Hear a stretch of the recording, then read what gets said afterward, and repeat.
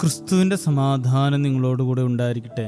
വചനകിരണത്തിലേക്ക് ഏവർക്കും സ്വാഗതം. ഒരു മഹാപണ്ഡിതൻ തോണിയിൽ കിടക്കുകയായിരുന്നു. തോണിക്കാരന് വിദ്യാഭ്യാസം വളരെ കുറവായിരുന്നു. പണ്ഡിതൻ അയാളോട് ചോദിച്ചു, നിങ്ങൾക്ക് ഫിസിയോളജി എന്നാൽ എന്തെന്നറിയുമോ? അറിഞ്ഞുകൂടാ എന്ന് തോണിക്കാരൻ മറുപടി പറഞ്ഞപ്പോൾ നിങ്ങളുടെ ജീവിതത്തിന്റെ കാൽഭാഗം നഷ്ടപ്പെട്ടതായി കരുതിക്കൊള്ളാൻ പണ്ഡിതൻ വിധിച്ചു. കുറച്ചു കഴിഞ്ഞപ്പോൾ പണ്ഡിതൻ ചോദിച്ചു, നിങ്ങൾക്ക് ഫിലോളജി എന്നാൽ എന്തെന്നറിയുമോ? അതെന്തെന്ന് ഞാൻ കേട്ടിട്ട് പോലുമില്ലെന്ന് തോണിക്കാരൻ പറഞ്ഞു. പണ്ഡിതൻ പറഞ്ഞു, നിങ്ങൾക്ക് ജീവിതത്തിന്റെ പകുതിയും വ്യർത്ഥമായി. കുറെ കഴിഞ്ഞപ്പോൾ പണ്ഡിതൻ വീണ്ടും ചോദിച്ചു, നിങ്ങൾക്ക് സൈക്കോളജി എന്നാൽ എന്തെന്നറിയുമോ? തോണിക്കാരന്റെ മറുപടി അറിഞ്ഞുകൂടാ എന്നായിരുന്നു. ഈ മറുപടി കേട്ട് പണ്ഡിതൻ പരിഹാസത്തോടെ പറഞ്ഞു, നിങ്ങളുടെ ജീവിതത്തിന്റെ 75% വ്യർത്ഥമായെന്ന്. അപ്പോഴേക്കും വലിയ കാറ്റും മഴയും ചുറ്റുപാടും ആരംഭിച്ചു. കൊടുങ്കാറ്റിൽ വള്ളം ആടിയുലഞ്ഞു. മഹാപണ്ഡിതൻ വല്ലാതെ പേടിക്കുന്നത് കണ്ട് തോണിക്കാരൻ ശാന്തനായി ചോദിച്ചു, അങ്ങേക്ക് നീന്തോളജി എന്നാൽ എന്തെന്നറിയുമോ?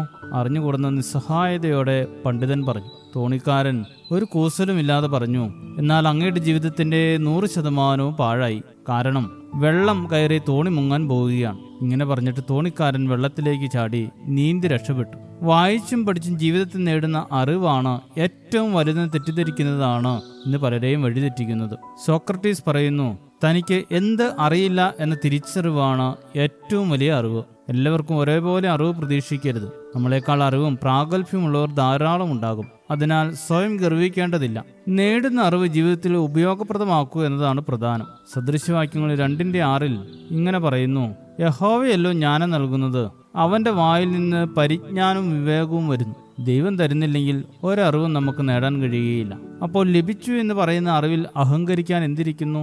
എല്ലാ അറിവും വിശേഷമാണ്.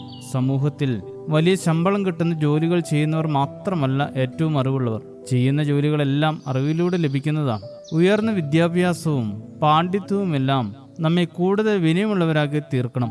താഴ്മയും വിനയവും ദൈവഭക്തിയും വിവേകവും നിറഞ്ഞ അറിവ് മാത്രമേ ഉപയോഗപ്രദമാവുകയുള്ളൂ. മറ്റെല്ലാം വില തിരിച്ചറിയാനാകാതെ മൃഗത്തിന്റെ കയ്യിൽ കിട്ടുന്ന രത്നത്തിന് തുല്യമാണ്. നമ്മുടെ അറിവുകൾ ഏവർക്കും ഉപയോഗപ്രദമാകട്ടെ. ശുഭദിനം നേരുന്നു. ദൈവം അനുഗ്രഹിക്കട്ടെ.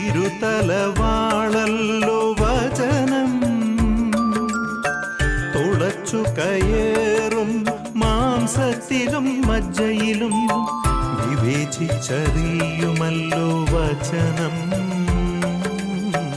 ഹൃദയ വിചാരങ്ങളും നിയോഗങ്ങളും എളിയവർക്ക് അറിവു നൽകും വചനമേ നിറയുകയെന്നിൽ. ജീവിതത്തിൽ പ്രകാശം പരത്തും വചനമേ നയിക്കുകയെന്നേ. എളിയവർക്ക്